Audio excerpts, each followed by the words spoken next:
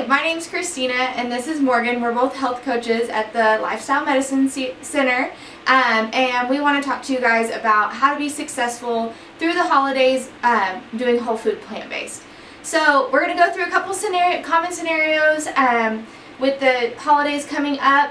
And the first one I think that we should start with is potlucks that you might have at your office, your place of work, or just with friends and family. So Morgan, what are your suggestions on how to get through a potluck?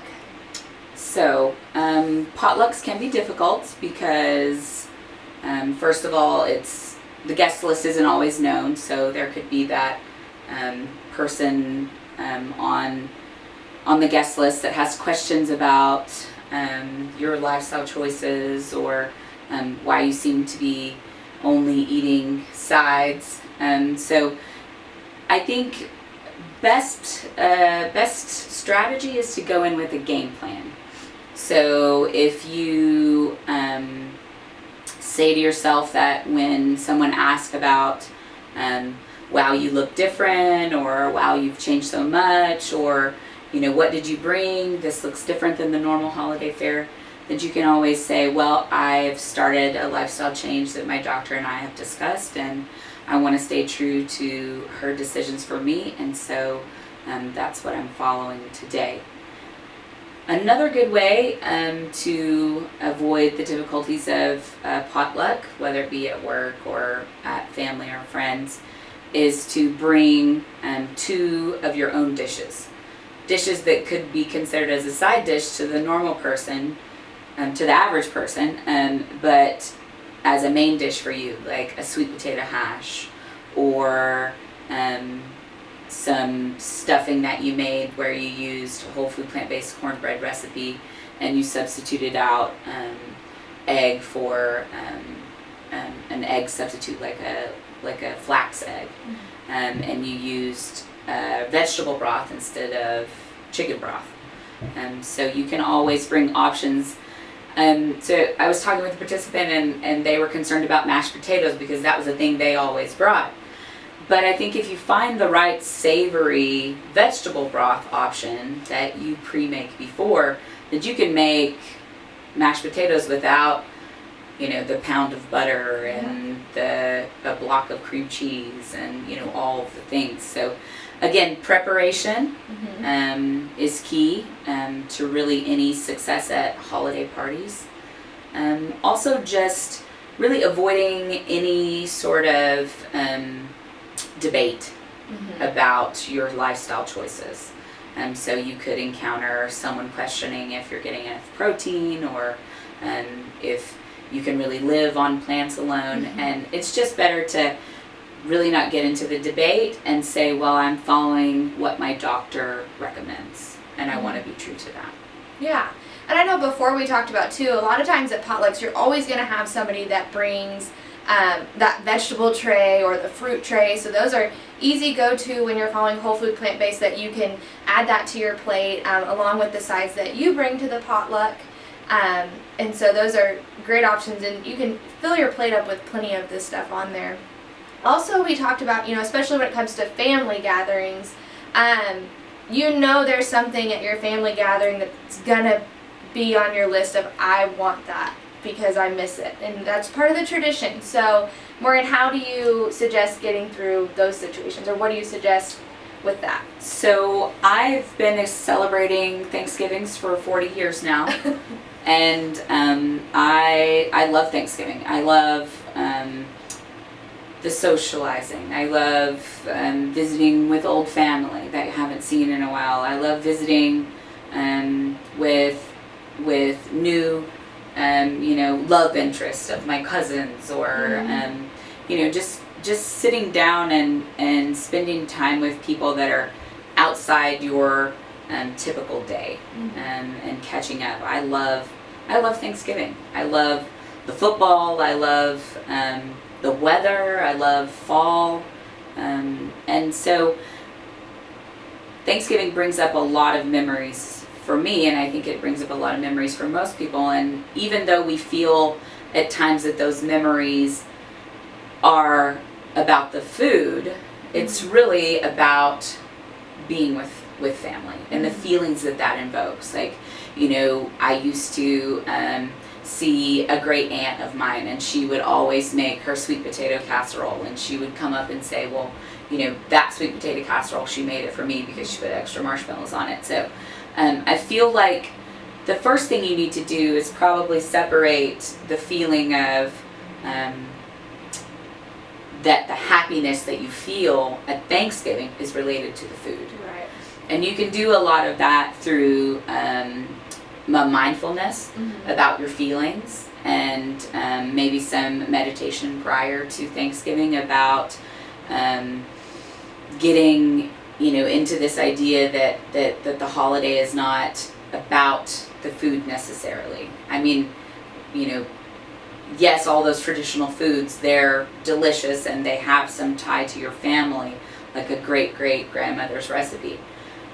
But that the happiness that you feel when you're with them is not about specifically that recipe. It's about remembering your great-great-great-grandmother and how much she loved you because she always used to make it for you. So I think that's probably the first thing we do. And then also preparation, also a game plan where you decide this is one day out of the year.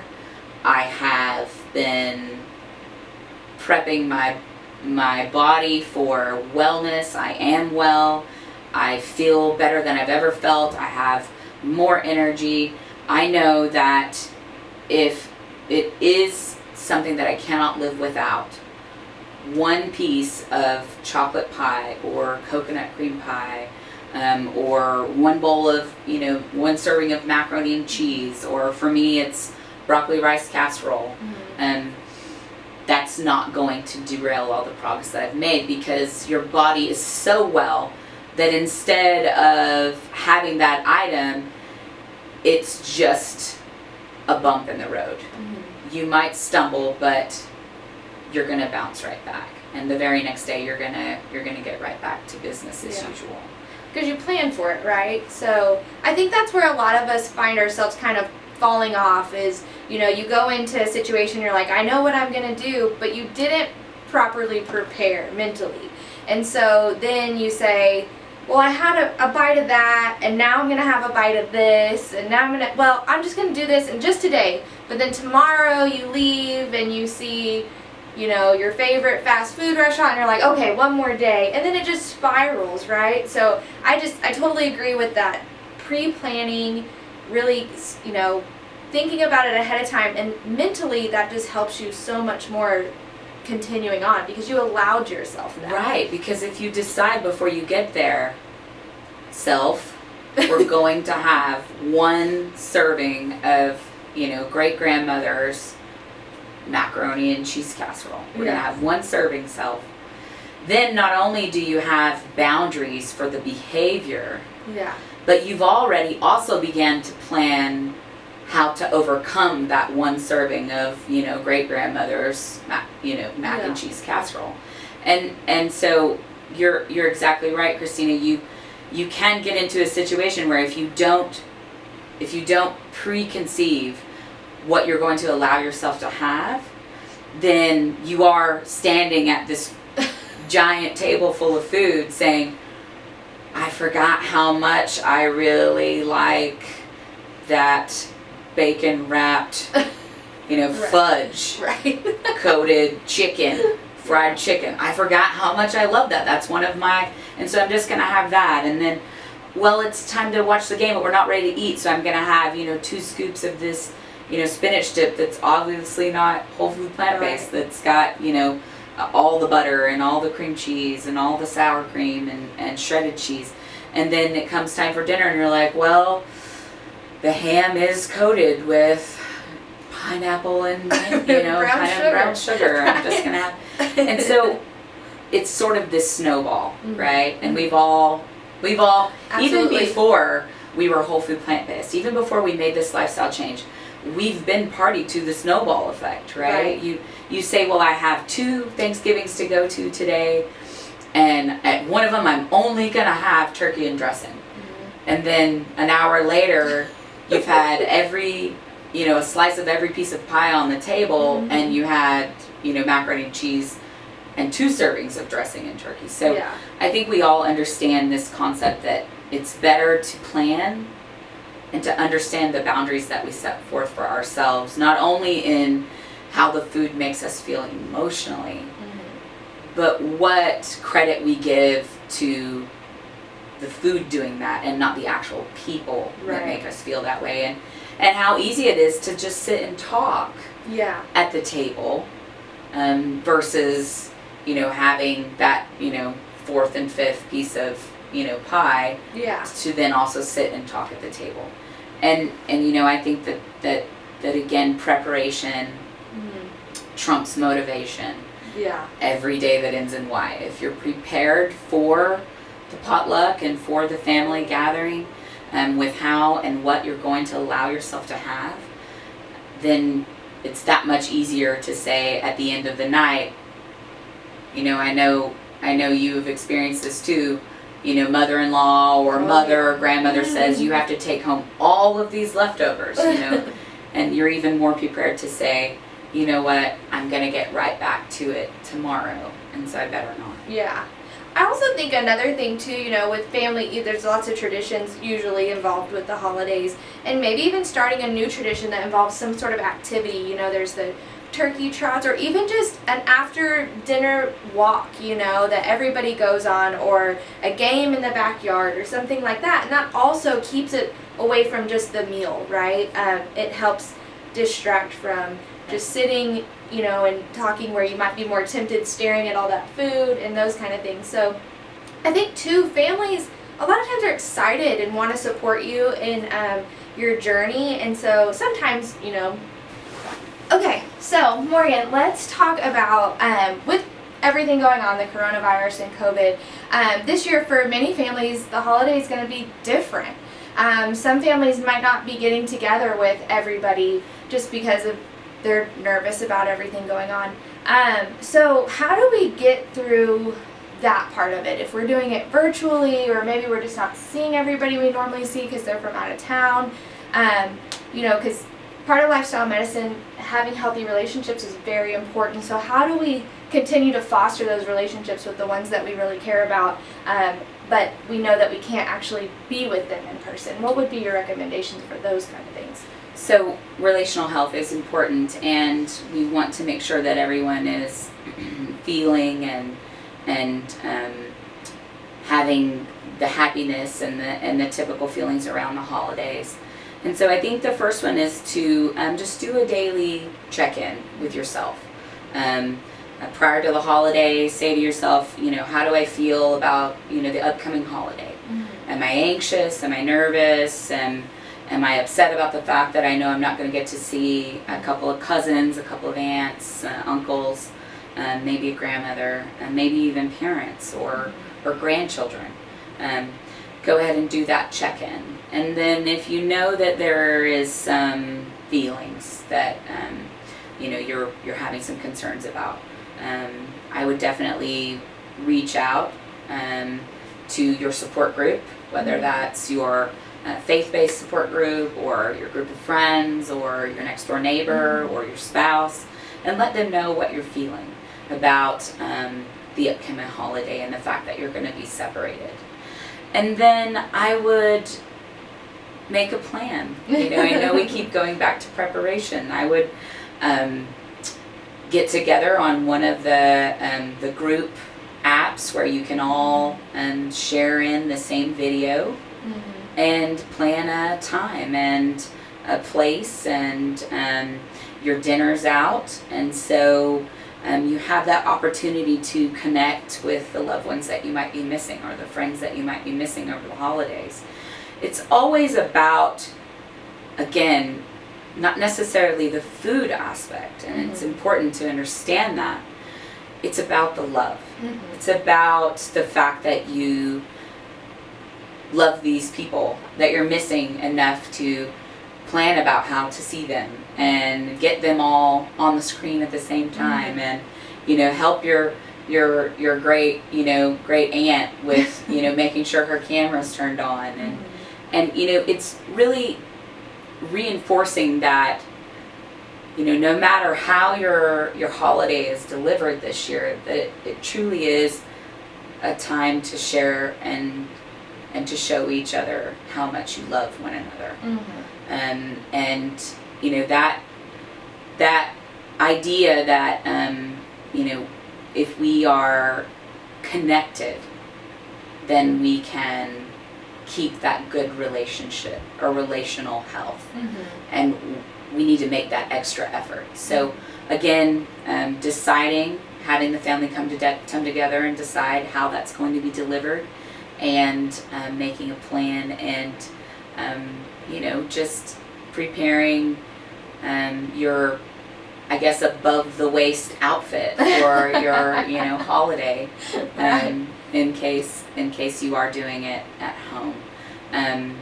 Do you have any suggestions about how to stay connected over the holidays? I think that you named off a lot of really great ones. Of course, the finding some sort of app to stay connected. I think, don't get stuck on sometimes we want people to reach out to us, but if that person's on your heart, go ahead and reach out to them, even if it hasn't been a while. It doesn't hurt, and you can always just do telephone if you need to. And then, you could do, if you live in the same area and you don't want to get together, drive-bys, of course, kind of like they're doing birthday parties and things like that might be something fun. Or again, scheduling the virtual, like an activity to do, or making that virtual experience where you say, we're all going to talk about our favorite memory. I know that's something that's really important. At our Thanksgivings, we all talk about a favorite memory or something we're thankful for before we eat, right? So continuing those traditions, still doing it virtually, will make it feel like, the same, so. And if volunteering is a tradition that you have over the holidays but are not able to because that's not going to happen due to pandemic restrictions, still try and sit down as a family and think about who might benefit from sharing a meal, even if you deliver it and leave it on the front porch.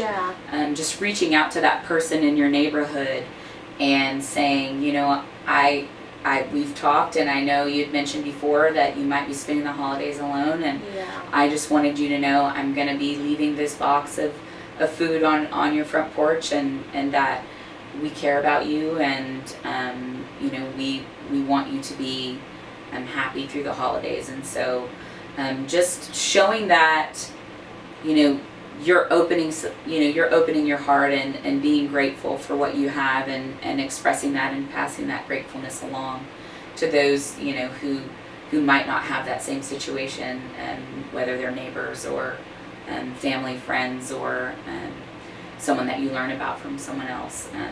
Again, it's just best to make sure that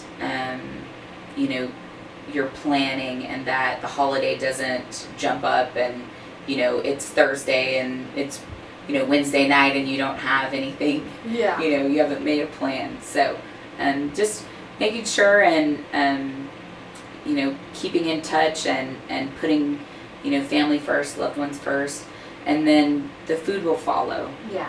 And always get right back to it the next day. I mean, if you have a Thanksgiving blowout and it's just all the things, just get right back to it the next day. And a stumble doesn't have to mean a defeat. Absolutely. And you can always pick yourself right back up and get back to the lifestyle that you've chosen to get yourself healthy.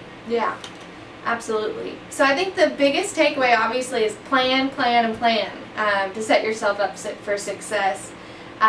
Hopefully all of our tips and tricks have been helpful. We do have a cooking demonstration. I'm not sure of the date, but we do have a cooking demonstration for plant-based holiday items coming up, so that might be helpful too to check out, get some good ideas there, and those are some of the things you could bring along to your potlucks or family gatherings and that kind of thing. Absolutely. Thank you all so much for tuning in to us here at the Lifestyle Medicine Center. We are so thankful for our Lifestyle Medicine Center community and all of our participants. Have a happy holidays. Yeah. And be well. Bye.